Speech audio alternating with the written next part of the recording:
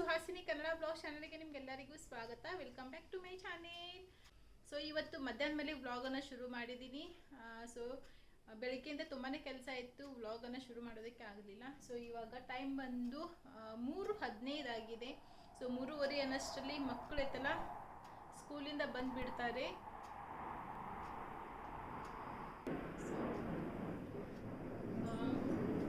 ಇವಾಗ ಇನ್ನೇನು ಮಕ್ಕಳು ಸ್ಕೂಲಿಂದ ಬಂದುಬಿಡ್ತಾರೆ. ಅವ್ರು ಬರೋಷ್ಟರಲ್ಲಿ ನಾನು ಅಡುಗೆ ಎಲ್ಲ ರೆಡಿ ಮಾಡಿಟ್ಟೆ. ಸೊ ಇವತ್ತು ಮಧ್ಯಾಹ್ನ ಅಡುಗೆ ಬಂದುಬಿಟ್ಟು ನಾನಿಲ್ಲಿ ಬಿಸಿಬೇಳೆ ಭಾತ್ ಮಾಡಿದ್ದೀನಿ ಮತ್ತು ಹಾಗೆ ಪಾಸ್ತಾ ಮಾಡಿದ್ದೀನಿ. ಸೊ ಬಿಸಿಬೇಳೆ ಭಾತ್ ರೆಡಿ, ಹಾಗೆ ಈ ಕಡೆ ಪಾಸ್ತಾ ಮಾಡಿದ್ದೀನಿ.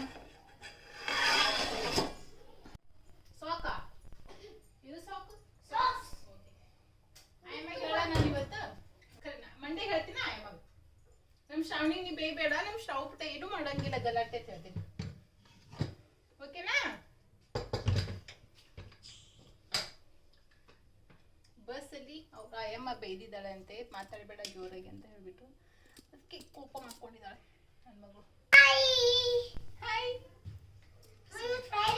ನಮ್ಮ ವಿಶುಗೆ ಹೇರ್ ಕಟಿಂಗ್ ಮಾಡ್ಸೋಣ, ಎಷ್ಟು ಚೆನ್ನಾಗಿ ಕಾಣಿಸುತ್ತೆ. ಇವತ್ತು ಫ್ರೈಡೆ ಟಿವಿ ನೋಡೋದು.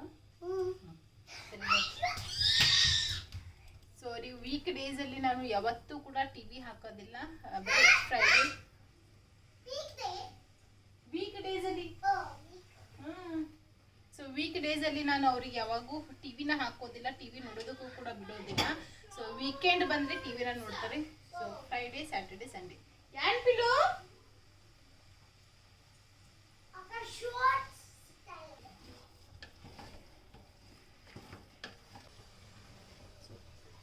ಬಿಸಿಬೇಳೆ ಭಾತ್ ಚೆನ್ನಾಗಿ ಬಂದಿದೆ ಈ ಸರ್ತಿ.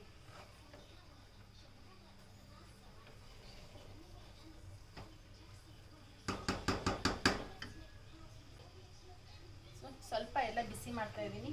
ಬಿಸಿ ಬಿಸಿ ತಿಂದ್ರೆ ಚೆನ್ನಾಗಿರುತ್ತೆ ಅದು. ಇವಾಗ ನಾನು ಸಮೋಸ ಮಾಡ್ತಾ ಇದ್ದೀನಿ.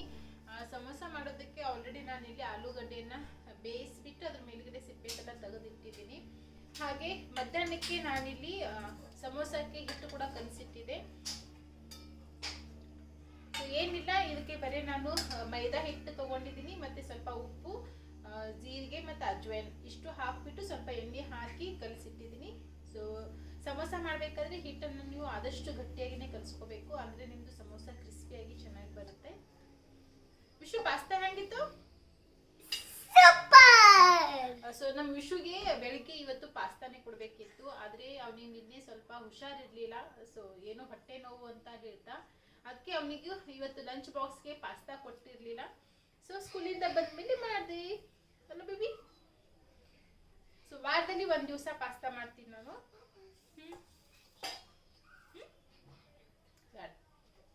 ಕುಲ್ಲಿನ ಪವರ್ ಕಮ್ಮಿ ಆಗೈತೆ ಹೇಳಲ್ಲ ನಿಂಗೆ? ಯಾರು ಹೇಳ ನಿಂಗೆ ಸ್ಕೂಲ್ದಾಗ?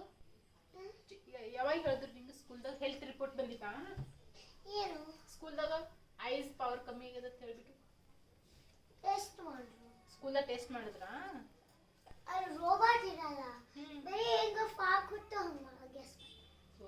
ಕಣ್ಣು ಮುಚ್ಚಿಬಿಟ್ಟು ಫಾರ್ ಇಂದ ವರ್ಡ್ ಗೆಸ್ ಮಾಡಿದ್ರಾ? ಹೌದಾ, ನಿಂದು ಲೋ ಪವರ್ ಆಗ್ಯದತ್ತ? ಕಾಣಿಸಿಲ್ಲದ ಹೆಸರ ವರ್ಡ್ ಕಾಣಿಸಿಲ್ಲ ನಿಂಗೆ? ಅಷ್ಟು ಸಣ್ಣದು ಲೆಟರ್ ನಿಂಗೆ ಕಾಣಿಸಿಲ್ಲ. ಅದಕ್ಕೆ ಅವನಿಗೆ ಹೆಲ್ತ್ ರಿಪೋರ್ಟ್ ಬಂದ್ಬಿಟ್ಟು ಸ್ವಲ್ಪ ಐಸ್ ಪ್ರಾಬ್ಲಮ್ ಇದೆ ಅಂತ ಹೇಳಿದ್ದಾರೆ. ಸೊ ಅದಕ್ಕೆ ಹೋಗ್ಬೇಕು ಇವತ್ತು ಸ್ಯಾಟರ್ಡೆ, ಹೋಗ್ಬಿಟ್ಟು ಕಣ್ಣು ಚೆಕ್ ಮಾಡ್ಕೊಂಡ್ ಬರ್ಬೇಕು. ಅದಕ್ಕೆ ಟ್ಯಾಬ್ ನೋಡೋದಿಲ್ಲ, ನೋ, ಹೋಗ್ಬಿಟ್ಟು ಹೊರಗೆ ಆಟ ಆಡ್ ಬರೋದು ಇವಾಗ. ಸೊ ಈಗ ಹೋಗ್ಬಿಟ್ಟು ಆಟ ಆಡ್ ಬರೋದು. ಇಷ್ಟು ತನಕ ಕುತ್ಕೊಂಡು ಟಿವಿ ನೋಡಿದ್ರಲ್ಲಿ ಈಗ ಹೋಗಿ ಆಟ ಆಡ್ ಬರೋದು. ಅಕ್ಕ ಬಿ ಬರ್ತಾ. ಸೊ ಸಮೋಸದ ರೆಸಿಪಿನ ಇವಾಗ ನಾನು ನಿಮ್ಮ ಜೊತೆ ಶೇರ್ ಮಾಡ್ಕೋತಾ ಇದ್ದೀನಿ.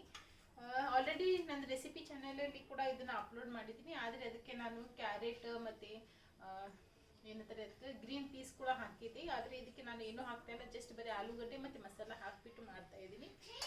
ಸೊ ಇವಾಗ ಬನ್ನಿ ಇದ್ರದ್ದು ರೆಸಿಪಿನ ಇವತ್ತು ನಿಮ್ಮ ಜೊತೆ ಶೇರ್ ಮಾಡ್ಕೋತೀನಿ.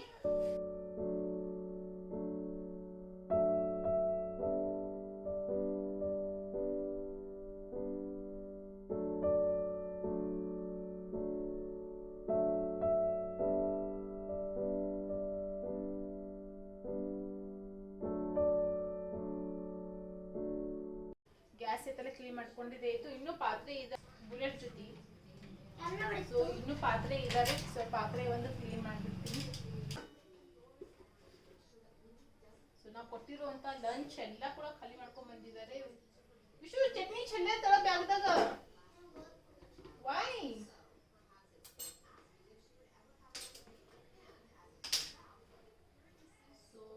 ಇವಾಗ ಬ್ಯಾಗ್ ಎತ್ತೆಲ್ಲ ವಾಶ್ ಮಾಡಬೇಕು.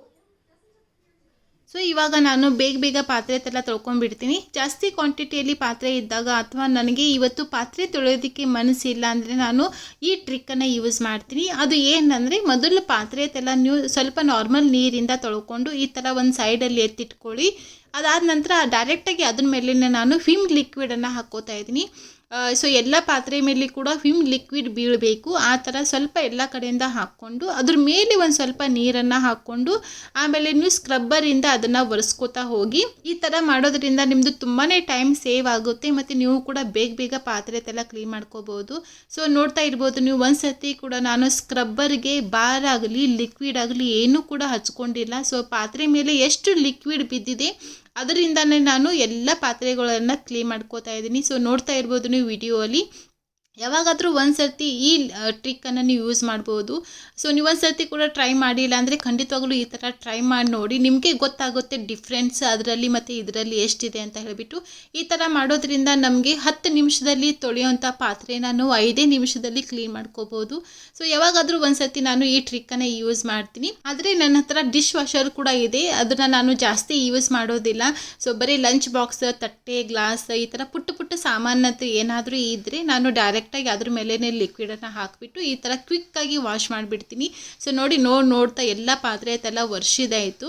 ಇವಾಗ ಬೇಗ ಇದನ್ನು ಕೂಡ ಎಲ್ಲ ತೊಳ್ಕೊಂಡು ಬಿಡೋಣ. ಸೊ ಈ ಟ್ರಿಕ್ಕನ್ನು ನೀವು ಕೂಡ ಖಂಡಿತವಾಗ್ಲೂ ಟ್ರೈ ಮಾಡಿ. ನಿಮಗೆ ಗೊತ್ತಾಗುತ್ತೆ ಡಿಫ್ರೆನ್ಸ್ ಅದರಲ್ಲಿ ಇದರಲ್ಲಿ ಎಷ್ಟಿದೆ ಅಂತ ಹೇಳಿಬಿಟ್ಟು.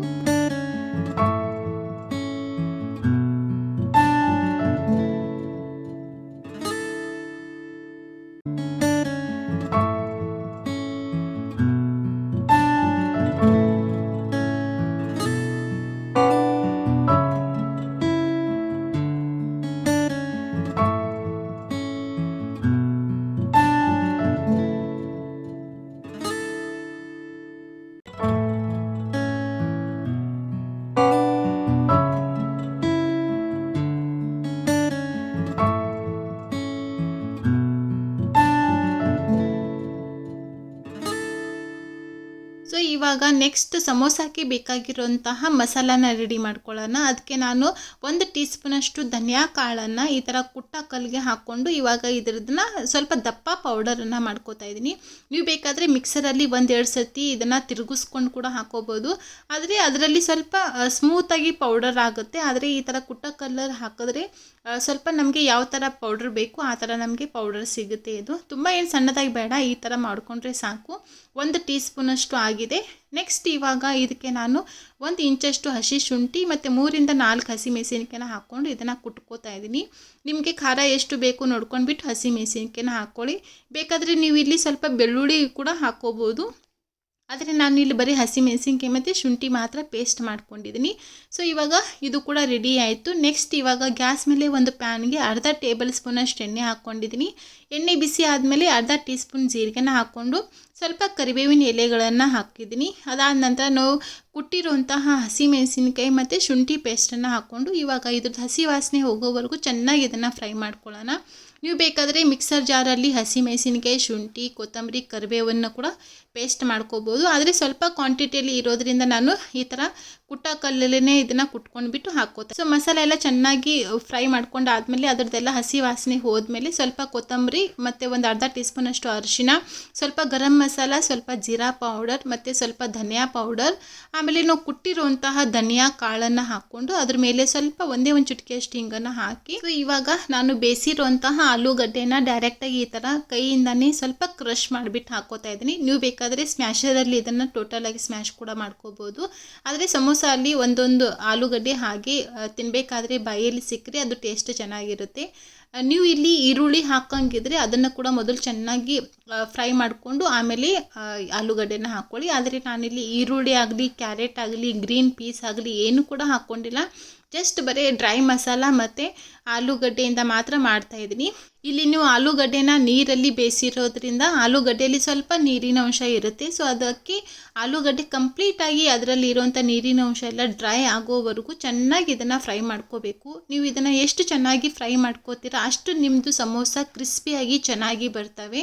ಸೊ ಇವಾಗ ನಾನು ಮತ್ತೆ ಇದಕ್ಕೆ ಅರ್ಧ ಟೀ ಸ್ಪೂನಷ್ಟು ಖಾರದ ಪುಡಿ ಮತ್ತು ಒಂದು ಅರ್ಧ ಟೀ ಸ್ಪೂನಷ್ಟು ಚಾಟ್ ಮಸಾಲನ ಹಾಕ್ಕೊಂಡಿದ್ದೀನಿ. ಆಲ್ರೆಡಿ ನಾವು ಇಲ್ಲಿ ಹಸಿಮೆಣಸಿನ್ಕಾಯಿ ಹಾಕಿದ್ದೀವಿ, ಗರಂ ಮಸಾಲ ಕೂಡ ಹಾಕಿದ್ದೀವಿ. ಸೊ ಖಾರದ ಪುಡಿ ಹಾಕ್ಕೋಬೇಕಾದ್ರೆ ನಿಮಗೆ ಖಾರ ಎಷ್ಟು ಬೇಕು ನೋಡ್ಕೊಂಡ್ಬಿಟ್ಟು ಹಾಕ್ಕೊಳ್ಳಿ. ಹಾಗೆ ನಿಮ್ಮ ಹತ್ರ ಚಾಟ್ ಮಸಾಲ ಇಲ್ಲ ಅಂದರೆ ಅದ್ರ ಬದಲಾಗಿ ಸ್ವಲ್ಪ ಲಿಂಬೆಹಣ್ಣಿನ ರಸ ಕೂಡ ಹಾಕ್ಕೋಬೋದು. ಇಲ್ಲಾಂದರೆ ಟೋಟಲಾಗಿ ಸ್ಕಿಪ್ ಮಾಡಿಕೊಂಡ್ರೂ ಕೂಡ ನಡೆಯುತ್ತೆ. ಸೊ ನೋಡಿ ಇದೇ ಥರ ನಾನು ಒಂದು 3-4 ನಿಮಿಷದವರೆಗೂ ಚೆನ್ನಾಗಿ ಈ ಮಸಾಲ ಎಲ್ಲ ಫ್ರೈ ಮಾಡ್ಕೊಂಡಿದ್ದೀನಿ. ಸೊ ಇವಾಗ ಕಂಪ್ಲೀಟಾಗಿ ಇದು ಡ್ರೈ ಆಗಿದೆ. ಇವಾಗ ಇದನ್ನು ತಣ್ಣಗಾಗೋದಕ್ಕೆ ಬಿಡೋಣ. ಮಸಾಲ ತಣ್ಣಗಾಗೋದಕ್ಕೆ ನಿಮಗೆ ಒಂದು 5-6 ನಿಮಿಷ ಆದರೂ ಬೇಕು. ಅಷ್ಟರಲ್ಲಿ ನಾನು ದೇವ್ರ ಮುಂದೆ ದೀಪನ ಹಚ್ತಾ ಇದ್ದೀನಿ. ಆಲ್ರೆಡಿ ಟೈಮ್ ಬಂದು ಇವಾಗ ಸಂಜೆ 7 ಗಂಟೆ ಆಗಿದೆ. ನಾನು ಡೈಲಿ ಬೆಳಗ್ಗೆ ಮತ್ತು ಸಾಯಂಕಾಲ 2 ಟೈಮ್ ದೇವ್ರ ಮುಂದೆ ದೀಪನ ಹಚ್ತೀನಿ. ಸೊ ಇವತ್ತು ಪೂಜೆ ಕೂಡ ತುಂಬಾ ಚೆನ್ನಾಗಿ ಮಾಡಿದ್ದೀನಿ.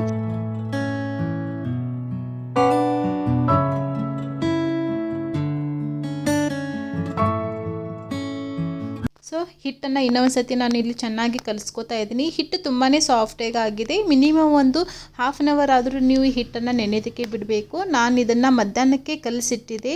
ಸೊ ಆಲ್ಮೋಸ್ಟ್ ಒಂದು 3 ಅವರ್ಸ್ ಆಯಿತು ನಾವು ಹಿಟ್ಟನ್ನು ಕಲಿಸಿಟ್ಟು.